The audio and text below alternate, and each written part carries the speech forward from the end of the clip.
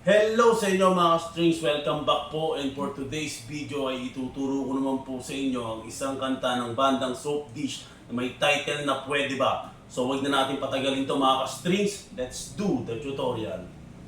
Una mga strings, syempre yung kanyang intro. Sa intro niya ay meron lang tayong 4 na chords na gagamitin. Ito yung E, F sharp minor, G sharp minor, A.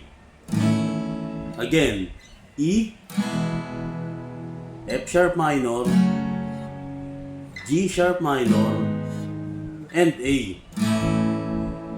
Pagdating naman sa kanyang strumming pattern mga ka-strings ay ganito lang.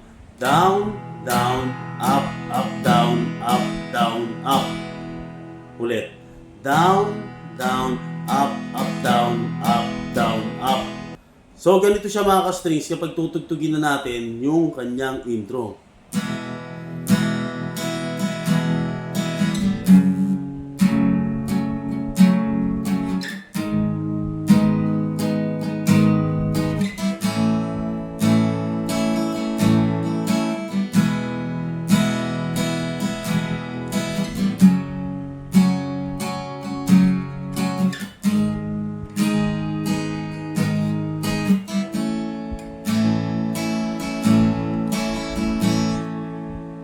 After ng kanyang intro mga ka-strings, magpuproceed na tayo sa kanyang first stanza. Sa first stanza, kung ano yung chords natin sa kanyang intro, ganun pa rin yung ating gagawin. So 2 times natin itong gagawin. Bali, ang mga chords nito ay ganito.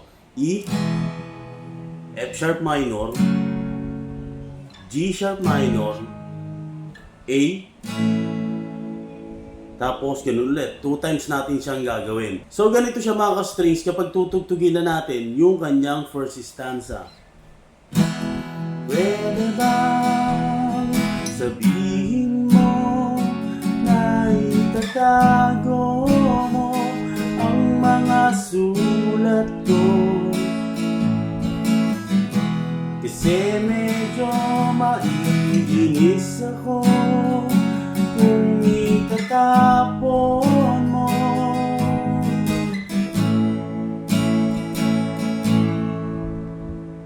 After naman mga ka-strings na kanyang first stanza, ang susunod natin ay yung kanyang refrain. Pagdating sa kanyang refrain, ganito lang yung mga chords natin. F sharp minor, G sharp minor, bali 3 times natin itong gagawing F sharp minor at G sharp minor, and then A and A minor. Again, F sharp minor, G sharp minor, 3 times, and then A and A minor. So ganito siya mga ka-strings kapag tutugtugin na natin yung kanyang refrain.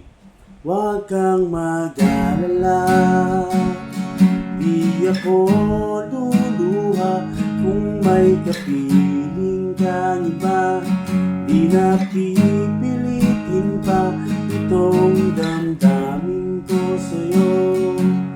Medyo manibago pero ayos lang sa akin to.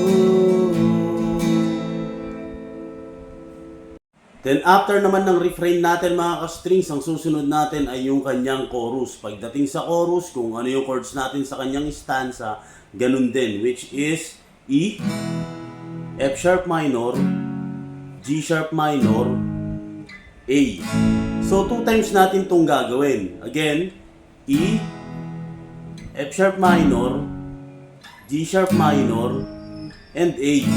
Pagdating sa dulo, i-hold natin yung A. So ganito siya mga ka-strings kapag tutugtugin natin yung kanyang chorus.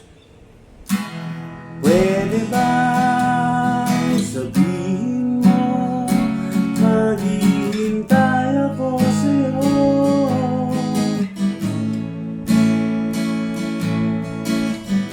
Kasi medyo naiinip na ako sa ikot na mundo. Hold.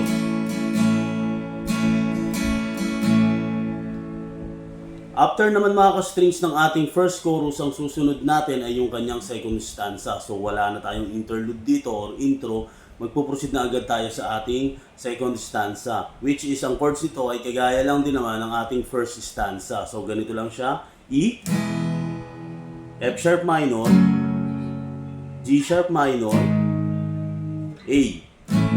Again, E, F sharp minor, G sharp minor, and A. Bali 2 times natin siyang gagawin mga ka-strings. Ganito siya kapag tutugtugin na natin yung kanyang second stanza. Pwede bang isipin mo, nahihirapan din naman ako sa paghintay lang ng kung ano-ano magmumula sa iyo.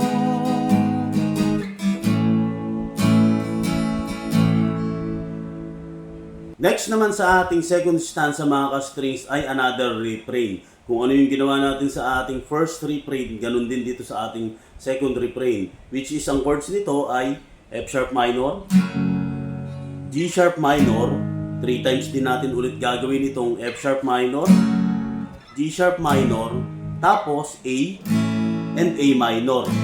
So ganito siya mga ka-strings kapag tutugtugin natin yung ating second refrain. At huwag kang magtataka kung ako'y biglang makita na nag-iisa, nakahiga lang sa kama. Iniisip ko ito, ba't nga ba biglang nagbago? Makayanan ko sana to. After mga ka-strings ng ating second refrain, ang susunod natin dyan ay yung kanyang second chorus. Pagdating sa second chorus, kung ano yung ginawa natin sa first chorus, ganun lang din yung gagawin natin. Ang chords nito ay ganito lang ulit. E, F sharp minor, G sharp minor, A. 2 times natin itong gagawin.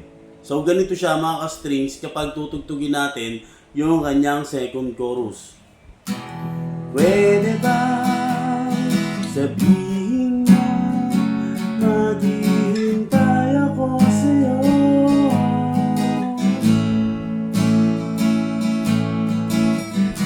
Kasi medyo naiinip na ako sa ikot ng mundo. Then after ng ating second chorus mga ka-strings, ang susunod natin ay yung kanyang adlib. Pagdating sa adlib, kung ano yung chords natin sa stanza, ganun lang din. Which is E, F sharp minor, G sharp minor, A. 2 times natin itong gagawin mga ka-strings. So ganito siya kapag tutugtugin na natin yung kanyang adlib.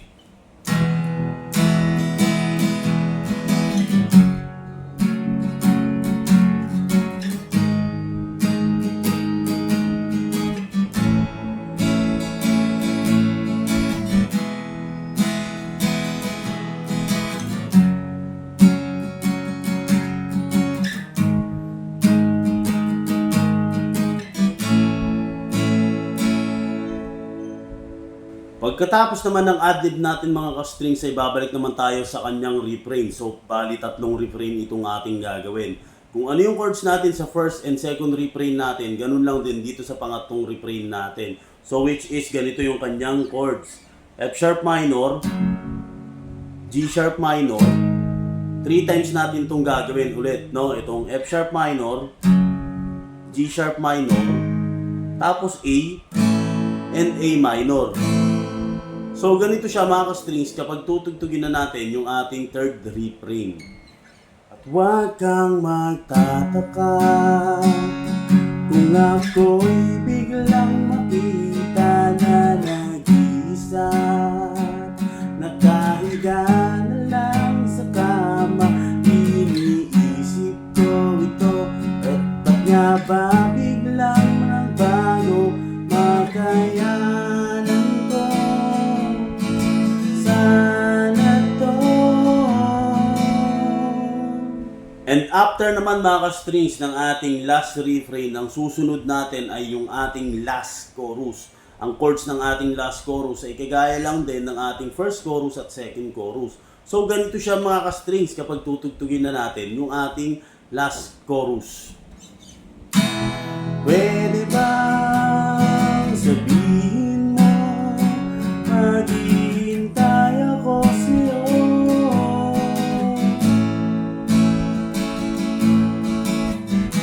Kasi medyo naiinip na ako sa ikot ng mundo. Isa pa. Pwede ba sabihin mo, maghihintay ako sa'yo?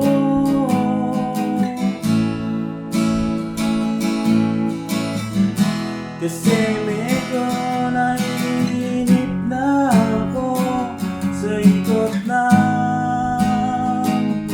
mundo.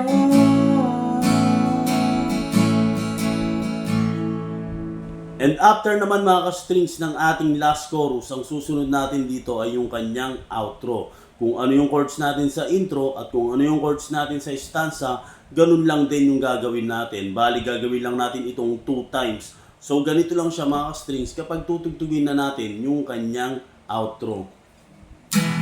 Pwede ba, pwede ba, pwede ba?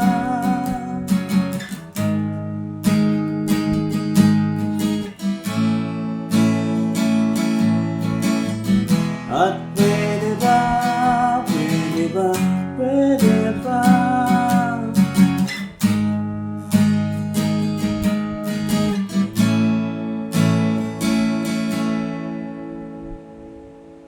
Wait! There's more! Bago tayo magtapos ay may ibabalita lang ako sa inyo mga ka-strings. Isa ka ba sa walang pangcash para sa bet mong gitara? Kung isa ka sa tinutukoy ko ay maswerte ka dahil ang Wooden Strings Facebook page ay nag-o-offer ng murang gitara at tumatanggap din sila ng installment. For inquiry, PM lang sa page. And I thank you! At yun mga ka-strings, ang kantang Pwede Ba ng bandang Soap Dish. At kung nagustuhan niyo po itong video na ito ay huwag niyo naman po sana kalimutang mag-like, mag-follow, mag-subscribe at i-share sa inyong mga tropa. Till next tutorial mga ka-strings, express your feelings by picking. Peace out.